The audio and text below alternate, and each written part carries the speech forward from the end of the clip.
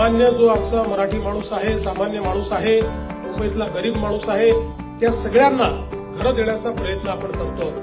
विशेषतः बीडीडी चाळीला तर फार मोठा इतिहास आहे। आपल्याला कल्पना आहे की लोकशाहीर अण्णाभाऊ साठे असतील किंवा भारतरत्न डॉक्टर बाबासाहेब आंबेडकर असतील, यांच्या सहित इतक्या नररत्नांची खाण या बीडीडी चाळी राहिलेल्या आहेत। बीडीडी चाळीच्या नागरिकांनी शासनावर विश्वास ठेवला आणि त्यानंतर ह्या प्रकल्पाची अतिशय सुंदर अशा प्रकारची आखणी आपण केली। आज मला अतिशय आनंद आहे की नायगावच्या बीडीडी चाळीच्या चाव्यांचं वितरण आपण या ठिकाणी केलेलं आहे।